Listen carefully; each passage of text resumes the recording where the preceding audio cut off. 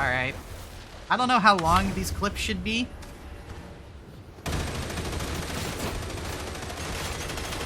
Bro, literally cheating. Forward, dude. This sucks that this guy is here like this. He's gonna make the forward block. Carapace armor, dude. I just got cocked. Go away. I really don't think bulwarks should block if they get shot from behind by their own teammates. I think that's kind of silly. It's a little goofy, a little silly.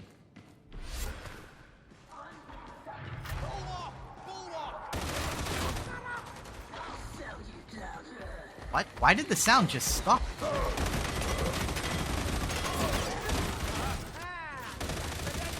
Where did... See, dude, what the fuck? Yeah, okay. Tell you what, when they... I'll stop using Spidey Sense when they fix that. When that doesn't happen anymore. Oh, Beast of Nurgle, Poxburster times... Oh my gosh. None of that stuff made a spawn sound, by the way. Oh my god, okay. Well, it's an auric maelstrom, by the way. So I guess it's not, like, that surprising or anything, but... Look at this bad player getting carried by the columnist.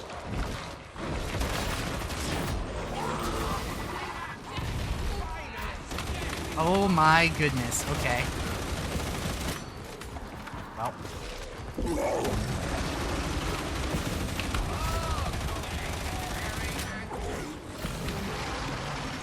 Oh no, he needs to die like right now. I'm vomited on. No! No! He has 200 health! Die! Die! Die, bitch! Oh, and a horde? Okay. I'm in my element. Moisturize. In my lane. Relax. I'll probably end this clip after this horde.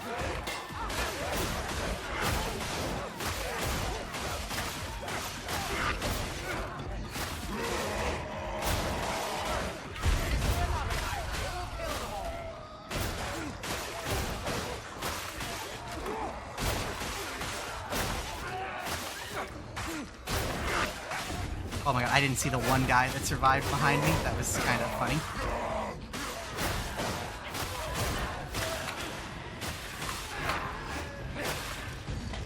And Ching. Go fuck yourself, dude. So I guess I'll go do the build breakdown now. I'm trying to find a different format. I want to do some build videos, and this is a pretty dope format, I feel like.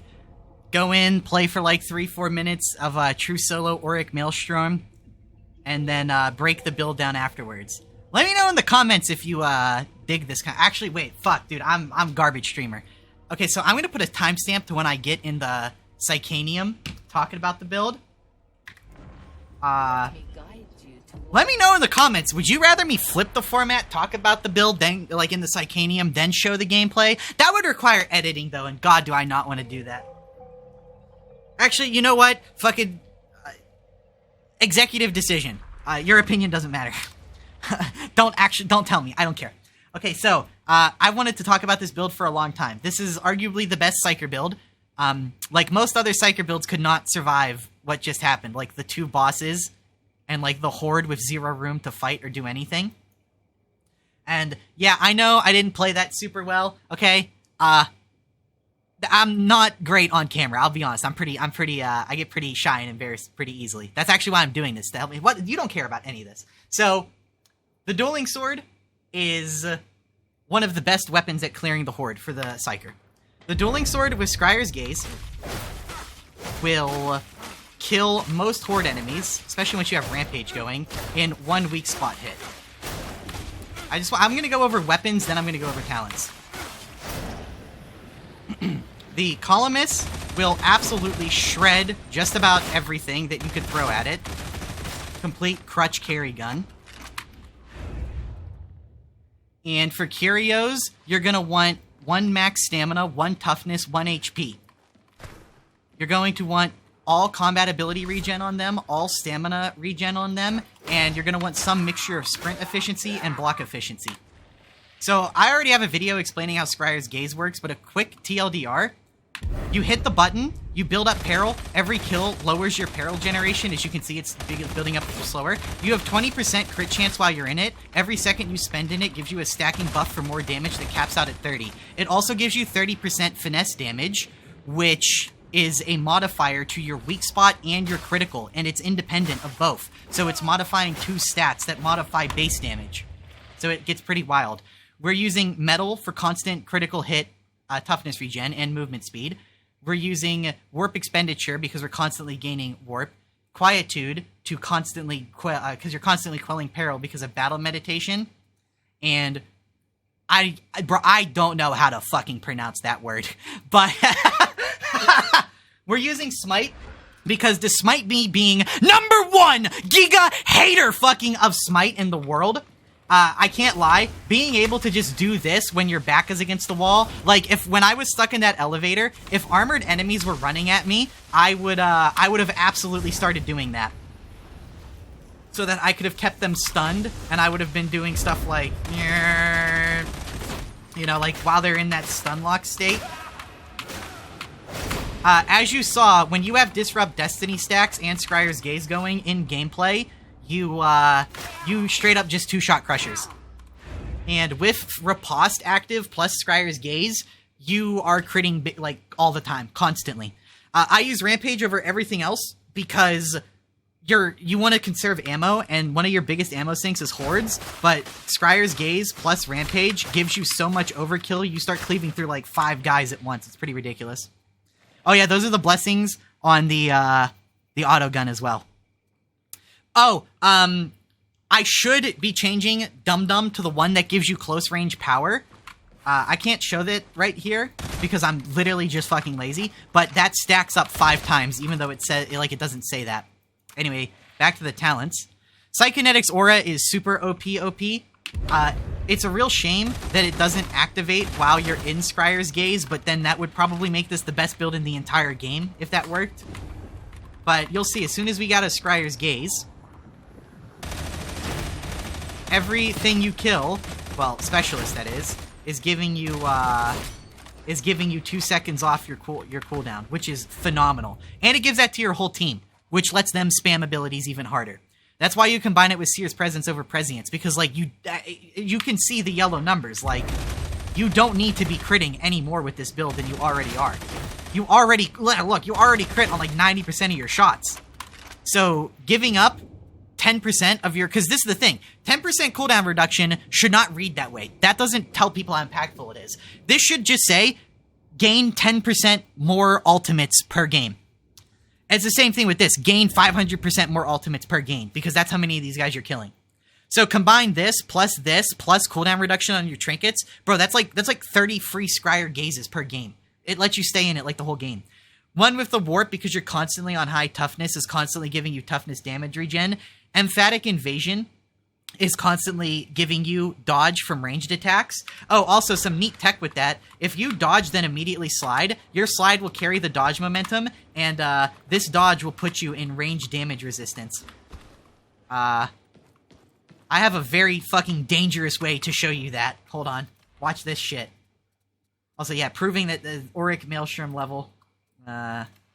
Shoot me. See? See, I can just do this. I'll get the fuck off me. Yeah, I have sounds turned off in here, so that dog just straight up... Ah! Wait! Fuck! Wait, I forgot. Oh, chat room, I forgot! Okay, that was riffing on XQC, not disabled people. Although, I don't know, he might count. So anyway... you can read Scryer's Gaze if you don't believe my explanation. You always go precog over Reality Anchor unless you're doing something like this, but I kind of want to talk about this as its own thing because this is pretty fucking nutty, by the way. You can just straight up do shit like this, apply all your Soul Blaze, hit Scryer's Gaze, and like, you know, it'll start increasing in damage once you start doing like, you start getting get your stuff off. You don't want to apply it when you're in, but see, like, I left it and I went from 66 a tick to 50. You can make an entire build around this, and it's honestly up there in potency. It's not as good as gunpsyker, but if you want to still play staff psyker and mess around with Scryer's Gaze, I'd recommend doing that. This movement speed stacks with this movement speed, which stacks with where is it? Oh yeah, this movement speed. So you can outrun knife zealots. Parkour, that's pretty cool. This is 20% damage reduction, which stacks with that. So, like, hold on. I need a pox burster. Cultist flamer. Oh, fuck. Wait, go back. So then you just do something like this. And it's like, oh, look at that, bro. My toughness is, like, all back. Very cool. No teammates, no problem. Kinetic deflection. I'm gonna probably just make a standalone video on it. But if you run triple block efficiency and use kinetic evasion with a stamina curio, you can take like one, I don't know if they've changed it, but you used to be able to take two. You can take one, possibly two crusher overheads with a block and survive. So that's pretty fucking insane. Warp Rider, because, all this, you're constantly at high warp. This is just free 20% damage. True aim is garbage. I'm gonna keep it real with you, Chief. True aim fucking sucks. Disrupt Destiny is Psyker's best node, and I literally don't care to hear otherwise. In my video on Disrupt, there were people telling me like, yeah, that's good, but I think warp charges are better. Bro, warp charges give you 20% damage, like 24% damage, a little bit of toughness regen, and like some alt cooldown. This literally gives you 1% bonus damage, 2% crit damage times 15, 30% critical damage, 40% weak spot damage. So the way, and you saw in that clip, I killed the Plague Ogre in like a magazine and a half. I killed him in like literally 10, 15 seconds. I'm able to do that because with stacks of this, that is, so critical damage, weak spot damage are getting modified by finesse. 30% means that, so let's just say your baseline for critting is your crit deals double damage. Your weak spot deals double, okay, so you hit the body for 40 damage. You weak spot hit the head for 80 damage. Then you weak spot crit that hit for 160 damage. So with this, we're going to ignore the flat damage you get. We're just going to focus on this stuff. So the 40% weak spot damage takes that 80% hit, or that 80 damage hit on the head, and turns it into like, whatever the fuck 45% of 80 is. I'm just going to say it's like, I don't know, 40. So, yeah, that's actually pretty close. So then that makes it a 120 weak spot hit. And then that crit, as a normal crit, it would go up to, 2 times 120, 240. But because we're also getting 40% critical damage, that's now becoming a 2.4 times modifier. So that 120 headshot hit now goes into like a 300 critical headshot hit.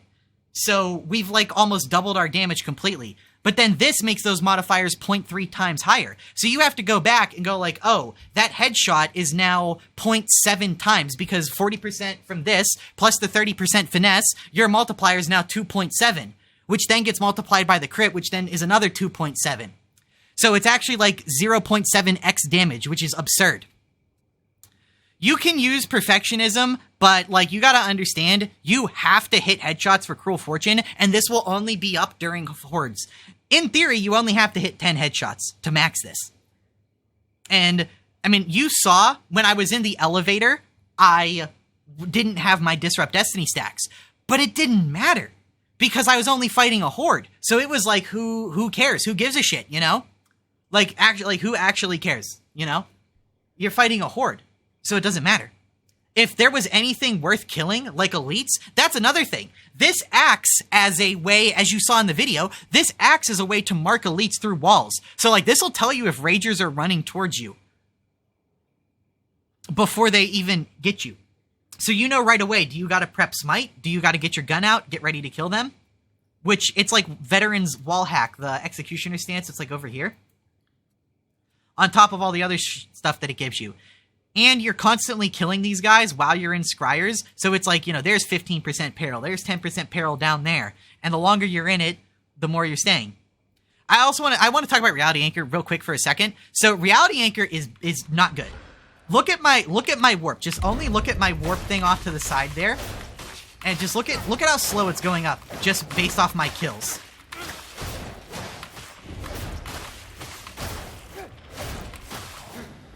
Okay? So, like, look, you see that?